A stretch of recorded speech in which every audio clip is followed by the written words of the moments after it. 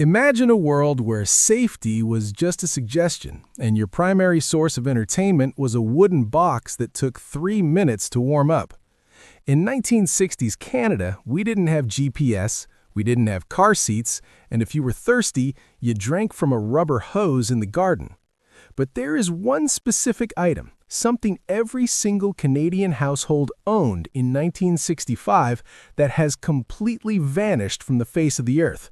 If you showed it to a teenager today, they'd think it was a medieval torture device or a piece of space debris. Tonight, we're counting down 20 mind-blowing things from a 1960s Canadian childhood that would probably get a parent arrested in 2026.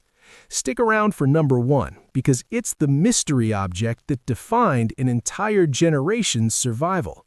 Let's go back to the era of the maple leaf flag's birth and the wild childhood that came with it. 1.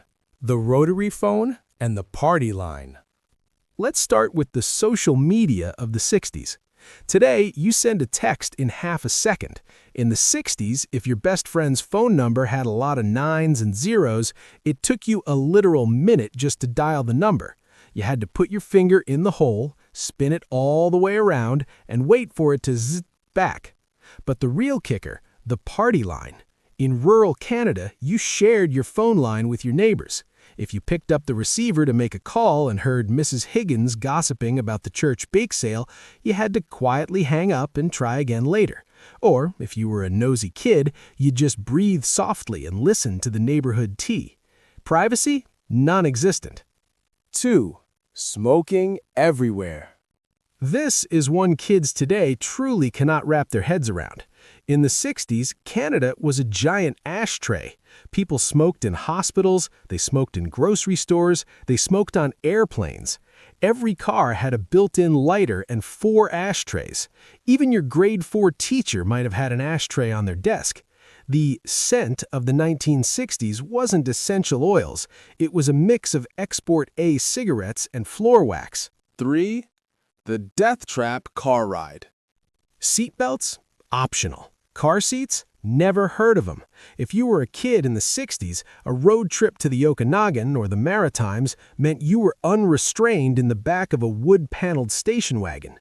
The hump in the middle of the back seat was the coveted spot. If your parents hit the brakes, you just flew forward like a human cannonball. It was survival of the luckiest.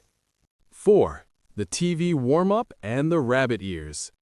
You couldn't just turn on the TV. You clicked the knob and then you waited. The vacuum tubes inside had to glow red hot before a tiny white dot appeared in the center of the screen, eventually expanding into a black and white picture. And if the reception was fuzzy, you became the human remote control. Your dad would make you stand by the TV holding the rabbit ear antennas at a specific 45-degree angle while standing on one foot just to get the hockey game to stop flickering. 5. Milk delivery in glass bottles. Before the plastic jug or the infamous Canadian milk bag, we had the milkman. He'd arrive in a quiet electric truck in the early morning. In the winter, the milk would freeze and expand, pushing the silver foil cap an inch off the top of the bottle. You'd bring it in, and the cream would be sitting right at the top. It was the freshest thing you've ever tasted, and you had to rinse the bottles and leave them out for him to collect the next day. Pure sustainability decades before it was cool. 6. The encyclopedia salesman. If you had a school project in 1965, you couldn't Google it. You had to hope your parents had dropped a month's salary on a set of encyclopedias. These were sold door to door by men in suits who promised that these 26 volumes held all the knowledge in the universe. If the information wasn't in volume M, it simply didn't exist to you. 7. Drinking from the garden hose. We didn't have bottled water. If you were playing outside and got thirsty, you didn't go inside. You'd get in trouble for tracking mud on the linoleum. You found the garden hose, let the hot, rubbery-tasting water run for a second, and drank your fill. It tasted like chemicals in summer, and somehow we all survived. 8. The catalog wish book. Amazon didn't exist, but the Eden's catalog did. For a Canadian kid, the arrival of the Christmas wish book was the event of the year. You would spend hours circling toys with a red pen. This book wasn't just for shopping. It was the blueprint for your dreams. And when it got old, it usually ended up in the outhouse for utilitarian purposes. Number 9. Playing outside until the streetlights came on. Air tagging your child? No. In the 60s, your parents had no idea where you were. You disappeared at 9 a.m. and roamed the neighborhood in a pack. The only rule was, be home when the streetlights flickered on. If you missed that window, you were grounded until the next centennial. 10. Penny candy. A penny actually had value. You could walk into a corner store with 5 cents and come out with a paper bag full of loot. Mojo chews, black balls that changed color as you sucked them, and those wax bottles filled with sugary liquid. It was a sugar rush that only cost a nickel. 11. Transistor radios. This was the first iPhone. It was a tiny box that allowed you to take music away from the living room. You'd huddle under the covers at night trying to catch a signal from a station in Buffalo or Toronto, listening to the Beatles or the Rolling Stones at a volume so low your parents wouldn't hear. 12. The smell of mimeograph paper. Before Xerox, we had the mimeograph. When the teacher handed out a fresh stack of worksheets, every kid in the class would simultaneously lift the paper to their face and sniff. It had a sweet, chemical, intoxicating smell of alcohol and ink. If you know. 13. Flash cubes for cameras. You couldn't just take 400 photos of your cat. Every photo cost money. You had a roll of film with 12 shots, and if you wanted to take a picture inside, you needed a flash cube. It was a little plastic box with 4 bulbs. Every time you took a shot, the bulb would explode with a bright pop, and the cube would rotate. When all 4 were spent, you threw the whole thing away. 14. Typing class on manual typewriters. No keyboards, no delete button. If you made a mistake on a manual typewriter, you had to use whiteout or a special abrasive eraser that usually just ripped a hole in the paper. You had to build up finger strength just to press the keys down. Clack, clack, clack, ding! 15. Lead paint and asbestos. Our toys were painted with lead. Our school ceilings were made of asbestos. We played with mercury from broken thermometers, rolling the silver balls around in our bare palms. We didn't know it was dangerous. We just thought it was cool. Looking back, it's a miracle the 60s generation made it to the 70s. 16. The Canadian National. Train travel. Before WestJet or Porter, the train was how you saw the country.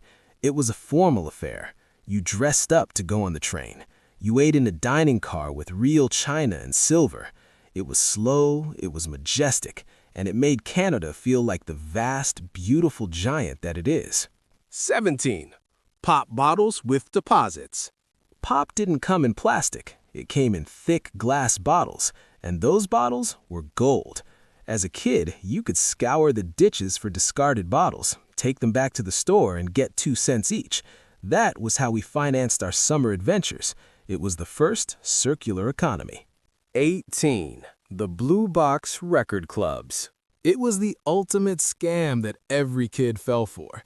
You'd see an ad in a magazine promising 12 albums for a penny. You join, get your records, and then realize you were legally obligated to buy a full-priced record every month for the rest of eternity. Your first lesson in reading the fine print. 19. The Hinterland Who's Who. Every 60s kid knows that flute melody. It was the Hinterland Who's Who commercials. Between cartoons, you'd get a 60-second documentary about the beaver or the snowy owl. It was the most relaxing thing on television, and it's a core memory for every Canadian alive back then. 20. The mystery object. The church key. And finally, the item I promised you. The church key. Kids today look at this and think it's a tool for a car or a weapon. But in the 60s, cans didn't have pull tabs. If you wanted a tin of juice or a bottle of ginger ale, you needed this. You had to manually punch 2 triangular holes in the top of the can, one to drink from and one for air so it would pour. If you lost the church key at a picnic, the party was over. The 1960s wasn't just a decade, it was a completely different operating system for life. We had less stuff, but we had more space. We had more danger, but we had more freedom. To the kids of today, we don't expect you to understand the smell of a mimeograph or the frustration of a party line, but we hope you realize that the world you live in now was built by people who learned to be resourceful with nothing but a garden hose and a church key. Which of these do you remember the most? Or did I miss your favorite 60s memory? Drop it in the comments below. I read every single one. Don't forget to hit that subscribe button to join our history family. Let's keep these memories alive. See you in the next one.